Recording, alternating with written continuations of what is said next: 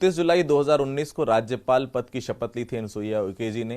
पहली महिला आदिवासी राज्यपाल रही छत्तीसगढ़ की। 3 साल में छत्तीसगढ़ की जनता अपनी महामहिम को कितना समझ पाई और महामहिम अपनी छत्तीसगढ़ की जनता के लिए क्या कुछ कर पाई और कितना कुछ करना बाकी है, हमारे साथ बातचीत करने के लिए राज्यपाल खुद मौजूद हैं। पहले तो बहुत बहुत शुभकामनाएं मैम, 3 साल का कार्यकाल पूरा हुआ। धन्यवाद आपको। मैम, छत्तीसगढ़ में पहली महिला आदिवासी राज्यपाल और आज देश में पहली महिला आदिवासी राष्ट्रपति, दोनों का सफर बहुत सिंपल सा सफर, बहुत संघर्ष भरा सफर। पहले तो मैं राष्ट्रपति जो बनी है मुर्मू जी, उनके लिए क्या कुछ कहना चाहेंगे आप? सबसे पहले तो मैं मैडम राष्ट्रपति द्रौपदी मुर्मू जी को मैं बहुत बधाई और शुभकामना देती हूँ, और साथ ही इस देश के माननीय प्रधानमंत्री नरेंद्र मोदी जी को भी, क्योंकि ये पहली बार इतिहास में जिसकी कभी कल्पना की जा सकती न सोचा जा सकता है कि कभी आदिवासी समाज का भी व्यक्ति इतने सर्वोत्तम पद पे विराजमान होगा। और इस सब का श्रेय मैं इस देश के प्रधानमंत्री जी को देती हूँ कि पहली गवर्नर के रूप में भी उन्होंने मुझे राज्यपाल के रूप में चुना, और अभी तक देश में आदिवासी समाज से 2 ही महिला, वो भी पहले पूर्व में मेरे साथ राज्यपाल के रूप में रही थी, उनका पहला मतलब जो समय था उनका पूरा हो गया था, और अभी मैं वर्तमान में हूँ। और मुझे बहुत खुशी है कि एक महिला को, और एक दूसरी बात है आदिवासी समाज की, तो ये दोनों ही वर्ग का एक बहुत बड़ा सम्मान मिला है महिलाओं के लिए, और आदिवासी समाज को एक सम्मान मिला है। और मैं सोचती हूँ कि निश्चित रूप से एक राष्ट्रपति का पद जो एक संवैधानिक होता है, और राज्यपाल का भी, और बहुत सारे ऐसे संविधान में प्रावधान है देश के करोड़ों आदिवासियों की सुरक्षा, रक्षा और उनके विकास के दृष्टि को ध्यान में रखते हुए कि उनका विकास कैसे हो, उनका कल्याण कैसे हो। और उस दिशा में मैं समझती हूँ कि मुर्मू जी जो है एक अनुभवी है, और उन्होंने गवर्नर जब वो रही थी झारखंड, तो बहुत कुछ मतलब ऐसे कुछ नियमों में और भी उनके अधिकार के लिए उन्होंने वहाँ पर बहुत काम किया है, उनके अधिकारों की रक्षा के लिए और उनके विकास के लिए। उसका अनुभव का लाभ मैं समझती हूँ कि पूरे देश में और विशेष तौर पर छत्तीसगढ़ के प्रदेशवासियों को ज़रूर मैं उनसे दिलवाऊंगी, ताकि यहाँ की जो लोगों की अपेक्षा है और जो भावना है, और कि वो आगे बढ़ें, यही मेरी सोच रहकर मैं आज उनके लिए कार्य कर रही हूँ। और हालांकि मेरा तो दृष्टिकोण सर्व समाज को लेकर ही कार्य करने का रहा है, लेकिन एक ऐसा वर्ग है जो आदिवासी समाज बहुत ही पिछड़ा गरीब वर्ग का है, और जो कि 5वीं अनुसूची क्षेत्र का यहाँ बहुत बड़ा बाहुल्य जिले भी हैं, जहाँ उनको बहुत सारी अभी आवश्यकता है उनको मुख्य धारा से जोड़ने का। मैडम, थोड़ा सा सवाल पॉलिटिकल है, लेकिन मैं जरूर पूछना चाहूंगा। अंतरात्मा की आवाज, ये कहा जाता था कि अंतरात्मा की आवाज सुने तो लोग हो सकता है यशवंत सिन्हा जी को वोट करेंगे, क्योंकि पहले बीजेपी के रहे हैं, मंत्री पद में भी रहे हैं। लेकिन अंतरात्मा की आवाज जो लोगों ने सुनी, छत्तीसगढ़ में भी क्रॉस वोटिंग हुई, मध्य प्रदेश में भी क्रॉस वोटिंग हुई, काफी जिलों में क्रॉस वोटिंग हुई। क्या एक आदिवासी समाज को प्रतिनिधित्व देने के लिए आदिवासी समाज आगे आया है मुर्मू जी के पक्ष में, ऐसा लगता है? देखिए, ये तो एक संवैधानिक पद होता है राष्ट्रपति जी का, और कोई भी विधायक इसमें कुछ मतलब बिब जारी नहीं होता है। तो ये तो मतलब कहना चाहिए कि जिसकी अपनी सोच, जिसमें भी अच्छा लगे, जो सोचते हैं कि एक महिला भी है, ट्राइबल भी है, और जिन लोगों ने भी दिया है, मैं समझती हूँ कि एक देश की प्रथम महिला के लिए और आदिवासी समाज की दृष्टिकोण को ध्यान में रखकर अगर उन्होंने दिया है, तो मैं तो उन लोगों का भी स्वागत करती हूँ। और जिन लोगों ने भी उनका समर्थन किया है, मेरी दृष्टि से तो मैं इसको राजनीति दृष्टि से नहीं मानती हूँ, इसमें विप जारी नहीं होता है। तो अब चूँकि पार्टी का अपना एक अनुशासन रहता है, एक रहता है अपने पार्टी के लोगों को, मगर किसने दिया किसने नहीं दिया, मगर जिनने भी दिया है उनका हम स्वागत करते हैं। हमारे को एक राष्ट्रपति जो हमारी कहना चाहिए समाज की, आदिवासी समाज की बनी है,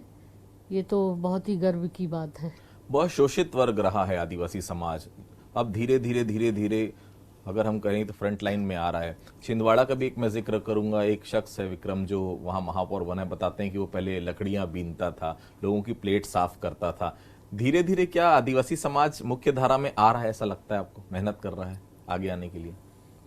देखिए, सबसे बड़ी चीज़ है जितना मेहनत इस देश में आदिवासी वर्ग करता है। और आपको ये भी बता दूं कि शायद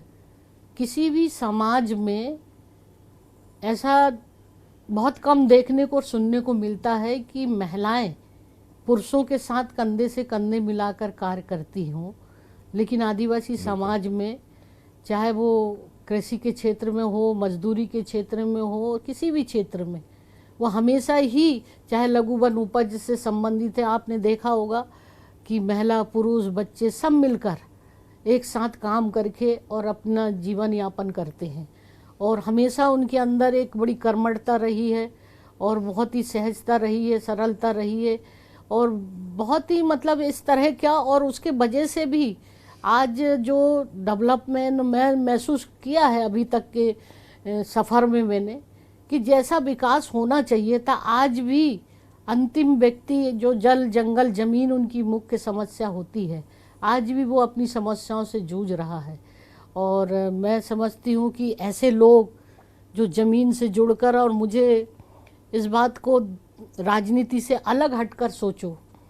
तो अगर कोई भी ऐसा वंचित समाज का व्यक्ति आगे बढ़ता है तो उसको स्वागत करना चाहिए। मैं भी उसका स्वागत करती हूँ। और कि जो एक मजदूरी करके और किस तरह से वो कार्य करते करते समाज की सेवा करते हुए, और आज छिंदवाड़ा ज़िले के अंदर अगर वो महापौर के पद पर विराजमान हुआ, तो ये आदिवासी समाज की दृष्टि से मैं बोलती हूँ। 29 जुलाई 2019 को जब राज्यपाल पद की आपने शपथ ली थी, तो मैम ऐसा लगा होगा कांग्रेस को भी कि ये तो केंद्र के द्वारा लाई गई हैं, बीजेपी माइंडेड होंगी, कहीं ना कहीं कुछ बातों को 3 साल में हम बात करें तो काफी बातों को लेकर विरोधाभास भी सरकार से रहा, सरकार की तरफ से भी, राजभवन की तरफ से, ऐसी बातें तरह तरह की आई। इन 3 साल के कार्यकाल को किस तरह से देख रही हैं आप? क्योंकि कांग्रेस गवर्नमेंट और आपका बीच का सामंजस्य काफी अच्छा रहा है, मुख्यमंत्री से भी लगातार संबंध अच्छे रहे, लेकिन कुछ कुछ बातों को लेकर हो सकता है वो संवैधानिक दायरा आपका अलग है, उनका अलग है, लेकिन किन किन बातों को ऐसा लगता है कि आप उन तक ले जा पाई, या जो जिन बातों को लेकर डिस्प्यूट हुआ उसका क्या हल होना चाहिए था? देखिए, मेरा तो हमेशा ये सोचने का रहा है, आज जो जिम्मेदारी मुझे प्रधानमंत्री जी ने राष्ट्रपति जी के द्वारा यहाँ के लिए मुझे सौंपी थी, और उनके पीछे मुख्य उद्देश्य यही था कि इस प्रदेश के लोगों से और यहाँ के मतलब जो भी वर्ग है यहाँ पर वंचित है, उन सबको साथ लेकर कार्य करने का जो मेरा प्रयास रहा है। और जहाँ तक संवैधानिक पद का जो रहता है, जब भी कोई इस तरह की परिस्थितियाँ आती है बीच बीच में, तो मैंने हमेशा ही अपने दायरे में रहकर कार्य करने का प्रयास किया है। कभी कभी कुछ चीज़ें एक प्रकार से गलतफहमी भी हो सकती है, और जब वो लोग मेरे पास आते थे, मंत्री या मुख्यमंत्री या अधिकारी, इन सब लोगों से मेरा जब डिस्कशन होता था, तो वो उसमें उस चीज़ का समझ जाते थे कि हाँ, इसमें कुछ संविधान के अनुरूप नहीं है, मतलब जो भी कानून, जो भी विधेयक और इस तरह की परिस्थितियों में। और इसके बाद आपने देखा, ये तो होता ही है, कई बार ऐसा लग रहा था। अब जहाँ तक आप लोगों का मीडिया के लोग जरा सी बात को लेकर बहुत बड़ा उसको रूप लेकर और बताते थे कि राजभवन और सरकार में दोनों में टकराहट और कई तरह, तो ऐसा कुछ नहीं है। आप ये तो सारी चीज़ें चलते रहती है, और जो भी चीज़ें होती है मैं कोशिश करती हूँ कि उसका समाधान करूँ। और अभी तक कुछ ही ऐसे विधेयक थे जिसको लेकर मैंने पूर्व में भी कहा था, यूनिवर्सिटी का मामला का जो था, जहाँ पर कुलाधिपति के जो अधिकार थे कुलपति की नियुक्ति करने का, उसमें इन्होंने मंत्रिपरिषद द्वारा अनुशंसा पर ही नियुक्ति करने का प्रावधान रखा, कुलपति को हटाने का, और इसमें जो खोज समिति बनती है सर्च कमेटी, उसमें यूजीसी का मेंबर होता है और एक कुलाधिपति का। तो इन सारी चीज़ों में उन्होंने परिवर्तन कर दिया था। यूजीसी की जो 2018 की जो गाइडलाइन थी, उन्होंने स्पष्ट लिखा है कि कोई भी हमारे विधेयक के अनुरूप अगर कोई कार्य नहीं करेगा तो हम वहाँ से ग्रांट रोक देंगे। और ये जो जब विधि संबंध नहीं था, तो मैंने इसके लिए, हमारा काम था कि हम यूजीसी से परामर्श लें, राष्ट्रपति से। कोई भी विधेयक में अगर कोई दिक्कत आती है तो ये गवर्नर, राज्यपाल हमेशा उच्च अपने पदस्थ जो संवैधानिक राष्ट्रपति जी हैं और डिपार्टमेंट हैं, उनसे हमने परामर्श लिया। और अभी यूजीसी का भी मैं आपके चैनल के माध्यम से बता दूं, जो अभी तक इस बात को लेकर भी चर्चाएं होती है कि मैं साइन क्यों नहीं करी, तो मैं आपको बता दें, यूजीसी ने तो स्पष्ट कहा कि ये हमारे विधेयक के जो विनियोग है जो है उसके बिल्कुल विपरीत नहीं है, ये मतलब विधि सम्मत नहीं है। उन्होंने स्पष्ट उन जितने भी उन्होंने उस विधेयक में संशोधन लाए थे, अभी एचआरडी डिपार्टमेंट और राष्ट्रपति जी के पास ये मामला लंबित है। अभी उनके तरफ से इसमें मुझे कोई परामर्श नहीं मिला है, और जैसे ही उनका परामर्श जो भी आएगा तो वो तो मुझे करना ही पड़ेगा, मतलब उसके अनुरूप ही। तो ऐसा कोई बात नहीं है, ऐसे बहुत सारी चीज़ें का अभी आपने देखा, मैंने जो भी इनका विधेयक आया। और दूसरा कृषि वाला जो आप उसी संदर्भ में बोल रहे हैं, तो कृषि का भी वही है, सेंटर का, गवर्नमेंट का पार्लियामेंट में पास किया हुआ कोई भी राज्य सरकार उसे अवॉइड नहीं कर सकता, उसके विपरीत कोई कानून नहीं बना सकता, उसमें संशोधन नहीं ला सकता। तो ये इस तरह की परिस्थिति है। अब ये सारी चीज़ों को जब उनको ये बात आकर और ये सब चीज़ें मैं बोल देती हूँ, समझा देती हूँ, तो वो सब ठीक हो जाता है। आदिवासी जल जंगल जमीन के लिए लगातार संघर्षरत रहा है और आज भी है और शायद आगे भी रहेगा। पेसा वो कानून है जिसकी बात कांग्रेस ने अपने संकल्प पत्र में की थी। टीएस सिंहदेव उस समय पंचायत मंत्री हुआ करते थे, अब तो वो नहीं है पंचायत मंत्री, तो उन्होंने एक ड्राफ्ट भी तैयार किया, सब कुछ हुआ। पेसा जो कानून अभी आ रहा है, जो सरकार के द्वारा लाया जा रहा है, ये कहा जा रहा है वो मूल जो पेसा कानून है उससे काफी भिन्न है। ये तरह तरह की बातें मीडिया के माध्यम से सामने आ रही। कितना संतुष्ट हैं आप जो सरकार पेसा कानून लेकर आ रही है? अभी क्या है, पेसा कानून तो है कि उसमें ग्राम सभा को पूरा अधिकार दिया गया है कि ग्राम सभा अगर चाहेगी सर्वसम्मति से, तो उस पंचायत के अंतर्गत जो भी डेवलपमेंट है, जो भी विकास है, जो भी कुछ है, वो सारा ग्राम सभा, ग्राम पंचायत के नियंत्रण में रहेगा। अब उसका वहाँ पर खनिज जो है और जितने भी बड़ी बड़ी जो इंडस्ट्रीज या खाद्यान्न हो रहा है, वो भी मतलब पेसा कानून के अंदर ग्राम सभा को ये अधिकार दिया गया है कि अगर ग्राम सभा चाहेंगी तो ही सम्मति, उसकी सहमति से ही वहाँ पर वो प्रोजेक्ट खुल सकेगा। मगर उसका इम्प्लीमेंटेशन तो हो नहीं रहा था, उसमें कोई विधि विधान ही नहीं था, नियम ही नहीं था। तो इसी बात को लेकर मैंने कहा था कि ये जल्दी से जल्दी नियम बने, और उस दिशा में मैंने समय समय पर शासन को भी लिखा, चिट्ठी मुख्यमंत्री को भी लिखा, और टीएस बाबा जी ने भी व्यक्तिगत तौर पर सब जगह जाकर भी इसकी जन सुनवाई के माध्यम से ये ड्राफ्ट तैयार किया था। अब वो जो ड्राफ्ट तैयार होकर अभी कैबिनेट में पास हुआ है,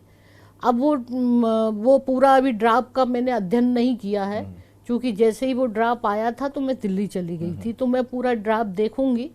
और मैं समझती हूँ कि एक तो ये इस बात के लिए कि जो वर्षों से लोगों की, ट्राइबल हमारे वर्ग की लोगों की मांग चल रही थी कि भाई पेसा कानून के अंतर्गत नियम, कोई ठोस कदम मतलब कार्रवाई नहीं हो रही है, और तमाम जो चीज़ें हैं, तो जितना हो सकता था, मैं जब से गवर्नर के रूप में यहाँ पर आई हूँ तो मैंने बहुत प्रयास किया है कि ट्राइबल को मिलने वाली जो भी, और भी दूसरी बात है कि किस तरह से उनके ग्राम पंचायतों को भी विघटन कर दिया गया था, और वो लोग, कई ग्राम पंचायत के लोग ही नहीं चाहते थे कि हमें नगर पंचायत में हमको जाना है। उसी सवाल पे आ रहा हूं मैम। शहरी इलाकों में आदिवासी गांव शामिल हो रहे थे, उसका विरोध भी आपने किया, और फरमान भी आपने बदला कि ये ग्राम पंचायत है तो नगर पंचायत क्यों बने। ये दिक्कतें क्यों हैं? आदिवासी जो चाहे वहां का जो ग्रामीण चाहे उस हिसाब से होना चाहिए, वो क्यों चाहेगा शहरों में देखिए, शामिल होना? सबसे बड़ी चीज आपको जानकारी में ले दूं कि संविधान में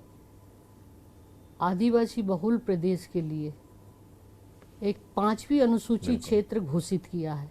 इसमें करीब छत्तीसगढ़ में 13 जिले हैं और करीब 6 के लगभग आंशिक जिले हैं जहां पर शेड्यूल एरिया का क्षेत्र 5वीं अनुसूची के उन क्षेत्र आते हैं। तो इन क्षेत्रों के लिए एक संविधान में एक मतलब प्रावधान किया गया कि इन क्षेत्रों में नगर पंचायत, नगर पालिका या निगम नहीं बनाया जा सकता। ये तब लागू होता जब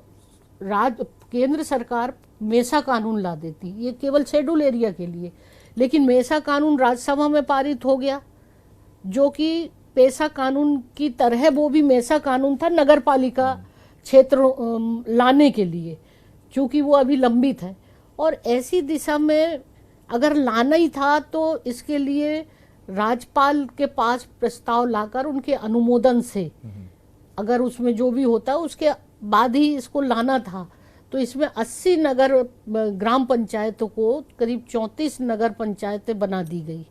तो जिसमें बहुत सारे लोगों की सहमति थी और किसी की नहीं थी, तो भी उनका अधिकार कैसे वंचित हो गया? जब ऑलरेडी 96 का पैसा कानून उनमें लागू है, तो आप नगर पालिका कानून उनके ऊपर क्यों? उसमें उनका आरक्षण था, उनका लैंड ट्रांसफर नहीं हो सकता था, उसके साथ साथ उनकी अपनी धरोधर जो संस्कृति है, परंपरा है, रीति रिवाज है, उन तमाम सारी चीज़ों के लिए एक व्यवस्था दी गई थी। और भी कई तरह के उसमें प्रावधान किए गए, जिसके कारण क्या है कि ट्राइबलों के जो अधिकार थे उससे वंचित हो गए।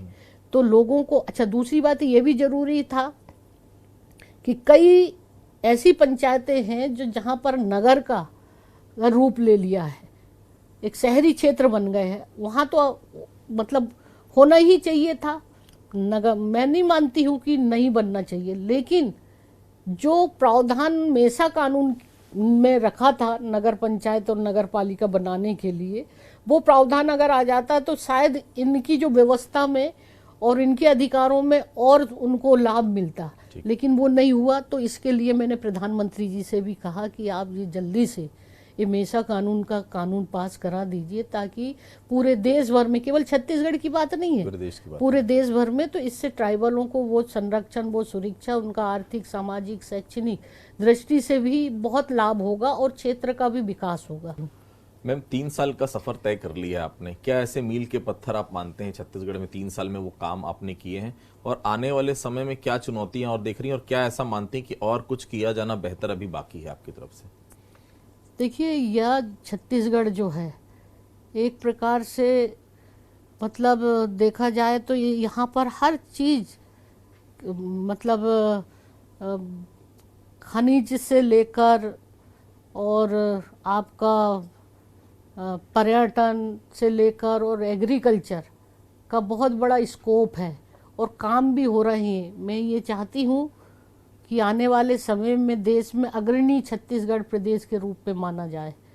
और ये कृषि के क्षेत्र में भी यहाँ पर इतनी वैरायटी के चावल शायद कहीं किसी राज्यों में नहीं पैदावारी होती है, और धान का उत्पादन भी सबसे ज़्यादा होता है।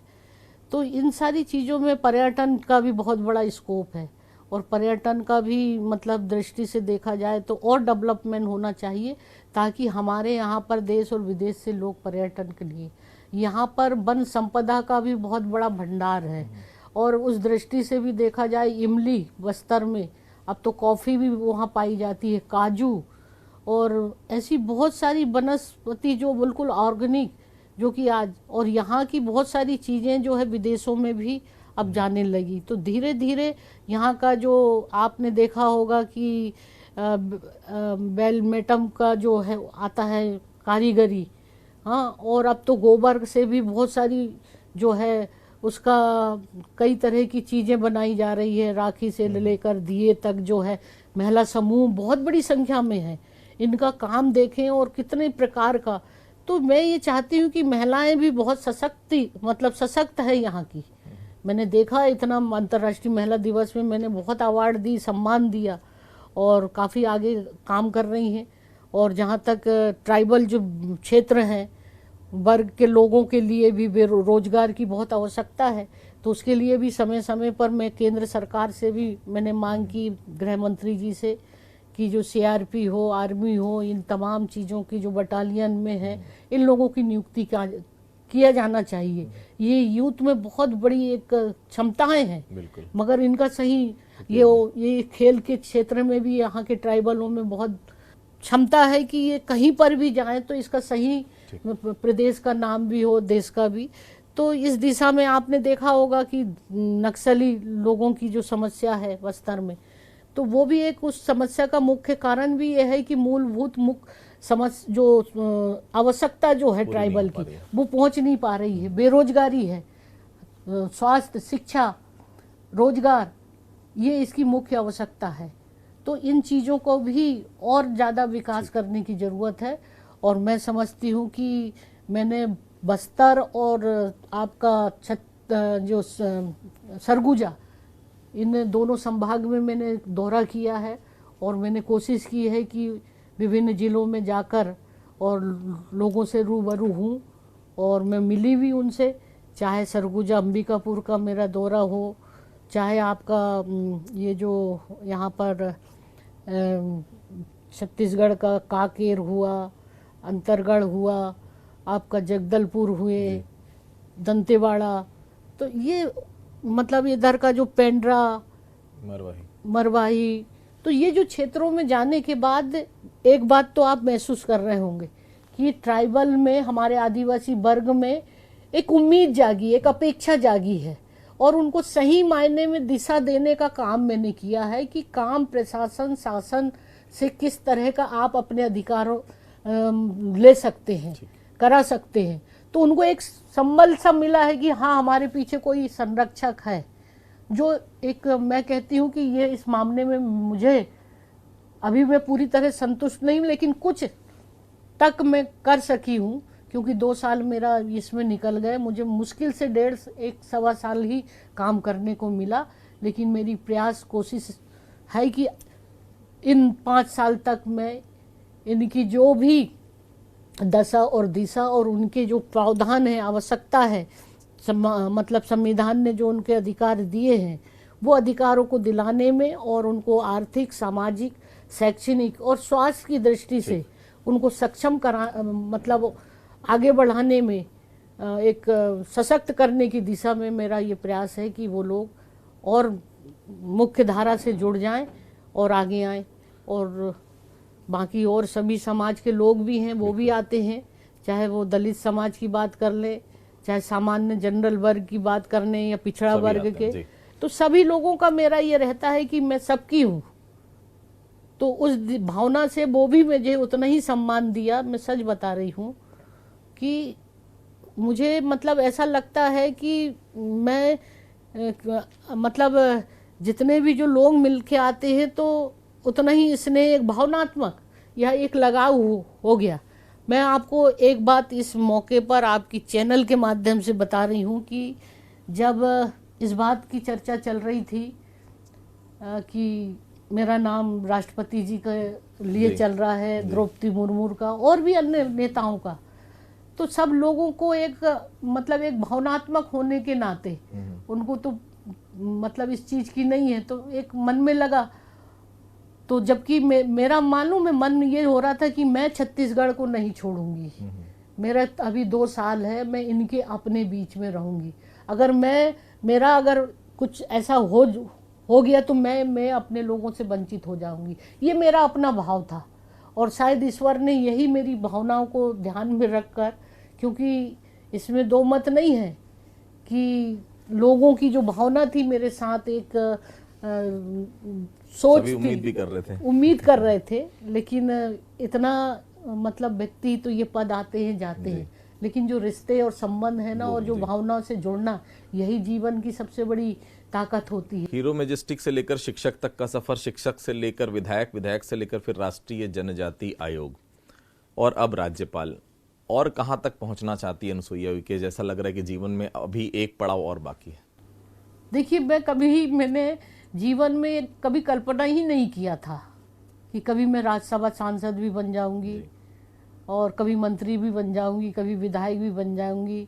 कभी उपाध्यक्ष आयोग की बन जाऊंगी या महिला आयोग की सदस्य या राज्यपाल। पता नहीं क्यों मैं किसी की भी मदद करने में जो मुझे सुकून और आनंद, बस वो एक जुनून सा रहता था शुरू से। मेरा छात्र राजनीतिक जीवन का जो प्रारंभिक रहा है वो वहीं से मेरा शुरू हुआ था, तो आज तक वो जारी है। आगे क्या होना है ये मुझे नहीं पता। आखिरी सवाल मैम, छत्तीसगढ़ की जनता सुन रही है, आपको देख रही है, क्या कहना चाहेंगी छत्तीसगढ़ की जनता से? छत्तीसगढ़ की जनता से तो मैं यही कहना चाहूँगी कि जितना स्नेह आप लोगों ने मुझे 3 वर्षों में दिया है और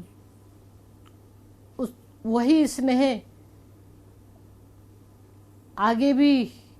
मेरा आपके लिए और आपका मेरे ऊपर बना रहे, ताकि यहाँ पर रहकर जो अपेक्षा और जो विश्वास आप लोगों का मेरे प्रति जागा है, उस विश्वास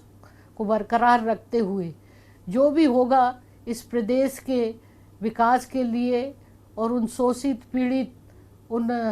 हमारी बहनों के लिए, आदिवासी वर्ग के लिए, कमज़ोर वर्ग के लिए, जहाँ भी जो भी होगा मैं पूरी मदद करने का प्रयास करूँगी और कोशिश करूँगी कि हमारा जो नौजवान हैं उनको सही रास्ते पर चलकर और अपना आत्मनिर्भर बनकर और प्रदेश और देश की सेवा करें। यही मैं उनको सबको शुभकामना देती हूँ। चलिए, बहुत बहुत शुभकामनाएं मैम। तो आपने सुना राज्यपाल अनुसुईया उइके जी को। जितने बार उनसे मिलो लगता ही नहीं कि आप एक राज्यपाल से बात कर रहे हैं, गवर्नर से बात कर रहे हैं, एक संवैधानिक प्रमुख से किसी राज्य की बात कर रहे हैं। उतनी ही सरल, उतनी ही शांत और देखिए बहुत साफ कह दिया, मैं तो जाना चाहती ही नहीं थी, मैं तो यही चाहती थी कि मैं छत्तीसगढ़ के लोगों के साथ और समय बिताऊं और भगवान ने वो मौका मुझे और दिया है। इसके बाद कहाँ तक पहुँचना है अभी ये डिसाइड नहीं, लेकिन जीवन में कभी कुछ सोचा नहीं, केवल एक ही सोच थी, लोगों की सेवा करना है और दिन रात करना है।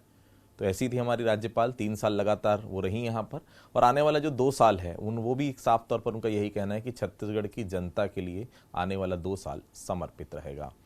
तो आज के लिए बस इतना ही, मुझे दीजिए इजाज़त। धन्यवाद।